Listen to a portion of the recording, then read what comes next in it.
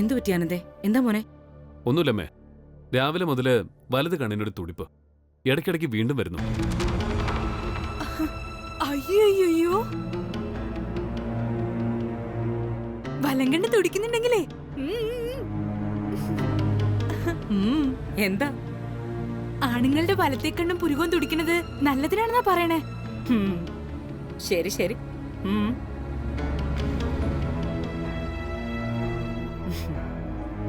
ഇന്ന് എല്ലാ കാര്യങ്ങളും നല്ലതുപോലെ നടക്കും. നീ പോയിട്ടോ. All the very best. Thanks അമ്മേ.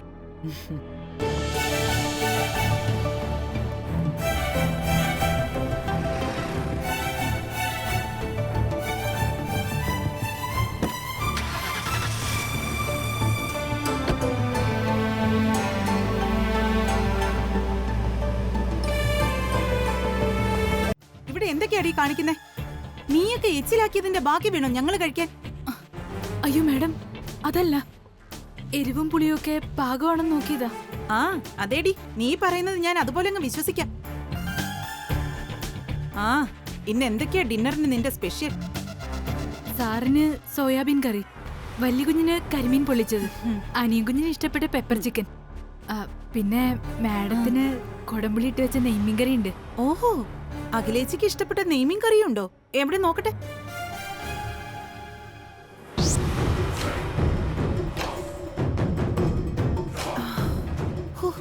എന്താ മണം! ഇതെങ്ങാനും അഖിലാണ്ടേശ്വരി കഴിച്ച ഇവളെ ഇവിടെ സ്ഥിരപ്രതിഷ്ഠ നടത്തും. ആ കുഴപ്പമില്ലെന്ന് തോന്നുന്നു.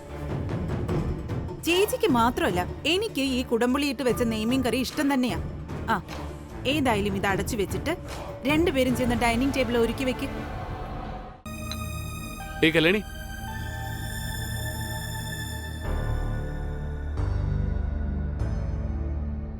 എന്താ ഇത്ര ധൃതിയില്? അത് പ്രത്യേകിച്ചൊന്നുമില്ല വലിയ കുഞ്ഞ്, ഞാൻ വെറുതെ. എന്നാ വെറുതെ ആക്കണ്ട, നിന്നോടൊരു പ്രധാന കാര്യം പറയാനുണ്ട്. ഞാനിപ്പോ ആരോടാ ഫോണിൽ സംസാരിച്ചെന്ന് അറിയോ കല്യാണിക്ക്? അത് പിന്നെ നമ്മുടെ കമ്പനിയിലെ പുതിയ പബ്ലിസിറ്റി ഡിസൈനർ രാജീവ്, മനസ്സിലായോ? ഇന്നലെ ഡിന്നറിനുണ്ടായിരുന്ന പുതിയ ആള്. ഓ, അത് ഓർമ്മയുണ്ട് എനിക്ക്. ആ സാറിനോടായിരുന്നു സംസാരിച്ചത്? അതെ, ആ സാറിനോട് തന്നെ. ആ സാറിനി കല്യാണിയുടെ സ്വന്തം സാറാവാൻ പോകുന്നു ഉടൻ. എന്ന് പറഞ്ഞാ മനസ്സിലായില്ല. മനസ്സിലാക്കാൻ ആന കാര്യമൊന്നുമില്ല ഇതില്. കല്യാണിയുടെയും രാജീവിന്റെയും കല്യാണം നടത്താനുള്ള തീരുമാനത്തിലാ തൃച്ചംബരത്തെ അഖിലാണ്ടേശ്വരി. ഞാൻ പറഞ്ഞതൊക്കെ നീ മറന്നുപോയോ? അതോ ഇനി അതൊന്നും അനുസരിക്കില്ല എന്നാണോ ഉദ്ദേശം? മാഡം, ഒരു ചായ കൊടുത്തിട്ട് വരാൻ എന്തിനാ ഇത്ര സമയം? എന്തായിരുന്നു അവിടെ സംസാരം? ചോദിച്ചത് കേട്ടില്ലേ നീ? എന്തായിരുന്നു ഇത്രയും നേരം സംസാരമൊന്നും? അത് മാഡം എനിക്ക് കല്യാണം ഉറപ്പിക്കാൻ പോവാണെന്നും നാളെ ആളെ കാണാൻ വരുമെന്നും പറഞ്ഞതാ. മാഡം, ഞാനൊന്നും പറഞ്ഞില്ല, വലിയ കുഞ്ഞ് ഇങ്ങോട്ട് പറഞ്ഞതാ. നാളെ പെണ്ണ് കാണലിന് തയ്യാറായിട്ട് നിന്നു. ശരിപ്പയ്ക്കോ.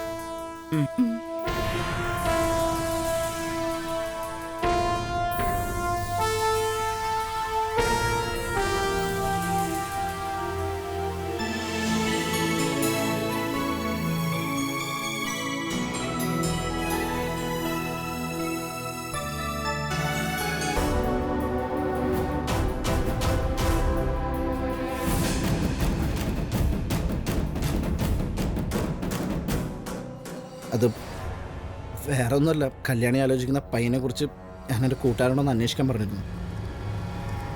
കല്യാണി നല്ലപോലെ ജീവിക്കണം എന്ന് വിചാരിച്ചിട്ടാണ്, അല്ലാതെ എൻ്റെ മനസ്സിലൊന്നുമില്ല. റിലാക്സ് അരവിന്ദ്, എന്തിനാ വെറുതെ ടെൻഷൻ അടിക്കുന്നത്? ഞാൻ അരവിന്ദിനോടൊന്നും ചോദിച്ചില്ലല്ലോ. എനിക്കെല്ലാം അറിയാം, പ്രത്യേകിച്ച് ഈ മനസ്സ്. കല്യാണിയോട് അരവിന്ദിനുള്ളത് പ്രേമമല്ല, സഹതാപ.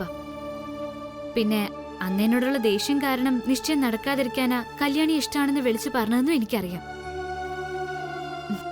നീ കാരണം ഒരു പെൺകുട്ടിയുടെ ഭാവി തകർന്നു പോയല്ലോ എന്നോർത്ത് സഹതപിച്ച അവളെ കെട്ടണമെന്ന് പറഞ്ഞതെന്ന് ഈ നന്ദനയ്ക്ക് നന്നായിട്ട് അറിയാം. ഇങ്ങനെയുള്ള നല്ല മനസ്സ് എത്ര പേർക്ക് കാണും? വീട്ടിലെ വെറൊരു പാചകക്കാരിയുടെ ജീവിതം നന്നായിരിക്കണമെന്ന് കരുതുന്ന നീ കെട്ടുന്ന പെണ്ണിനെ പൊന്നു പോലെ നോക്കുന്ന എനിക്കറിയാം. ഈ മനസ്സ് സ്വന്താക്കാനാ ഏതൊരു പെണ്ണിനെ പോലെയും ഞാനും ആഗ്രഹിക്കുന്നത്.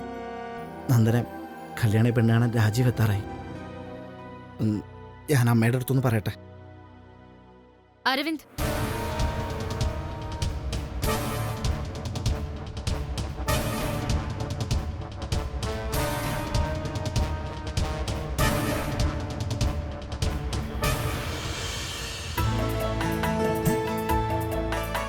Happy valentine's day. വാക്കുകൾ കൊണ്ട് ഞാൻ പലപ്പോഴും പിണങ്ങുമ്പോഴും മനസ്സുകൊണ്ട് ഒരുപാട് ഇഷ്ടപ്പെടുമായിരുന്നു. ഇനിയും ജന്മം ഉണ്ടെങ്കിൽ അന്നും എനിക്ക് നീ തന്നെ ആയിരിക്കണം കൂട്ട്.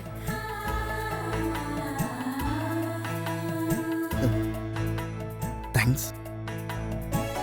Happy valentine's day.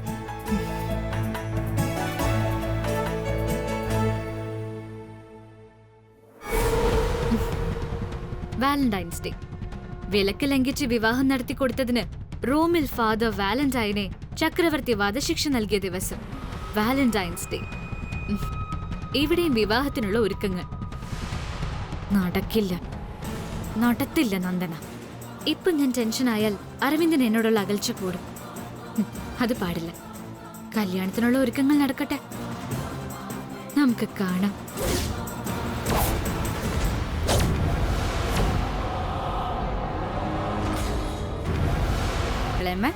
ആകെ ഒരു ടെൻഷനാണല്ലോ മുഖത്ത്. ടെൻഷനുണ്ട്. നീ എവിടെയായിരുന്നു ഇതുവരെ? ഞാൻ ഫോണിൽ വിളിച്ചിട്ട് നീ എടുത്തതുമില്ല. ആ, എളേമ്മ വിളിച്ചിരുന്നു അല്ലേ? അത് ഞങ്ങളുടെ കമ്പനിയിൽ ഒരു അർജന്റ് മീറ്റിംഗ് ഉണ്ടായിരുന്നു. ആനന്ദ് ഗ്രൂപ്പ് ഓഫ് കമ്പനീസിനൊപ്പം ഓടിയെത്തണ്ടേ? ചെറിയ കളി പോരാ, വമ്പൻ പ്രോജക്റ്റുകൾ ഉണ്ടാക്കിയാലേ അത് നടക്കൂ. അല്ല എളേമ്മ, ടെൻഷൻ കണ്ടിട്ട് എന്തോ പ്രശ്നമുള്ളതുപോലെ തോന്നുന്നല്ലോ.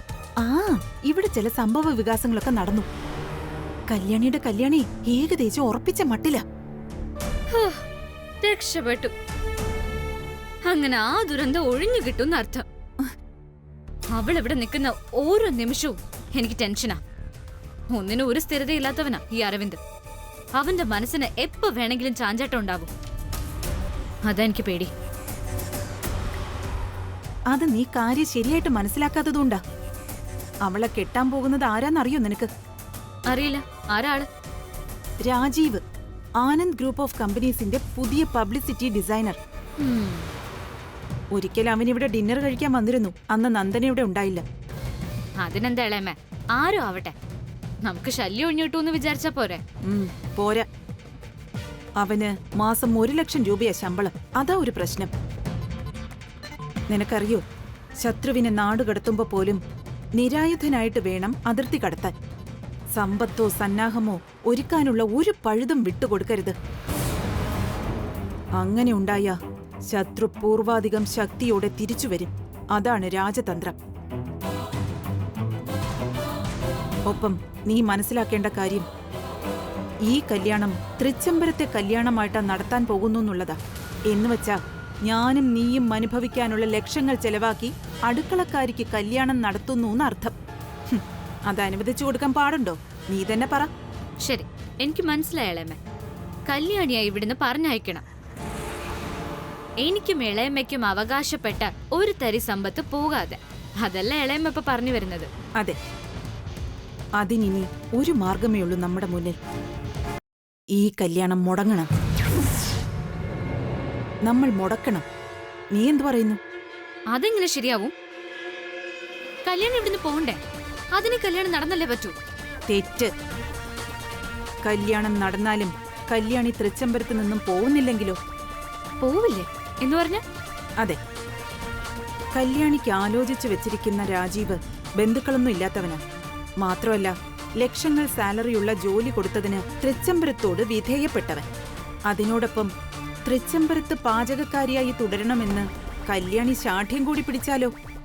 പിന്നെ നമ്മൾ കൂട്ടുകക്ഷി സഖ്യം ചേർന്നാലും ഒരിക്കലും കല്യാണിയെ തൃച്ചംബരത്തുനിന്ന് പുറത്താക്കാൻ പറ്റില്ല.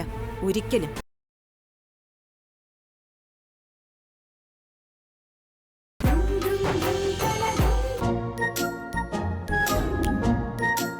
ഇതുപോലെ വേണം ആനന്ദിന്റെ റൂമിൽ ചെന്ന് പറഞ്ഞു മയക്കാൻ. ഓക്കേ? എന്നാ വലിയ കുഞ്ഞിന്റെ കല്യാണം? കണ്ണുവരെ എത്തിയിട്ടുണ്ട്. ഇനി ആ മനസ്സും കൂടെ കണ്ടറിഞ്ഞാൽ മതി.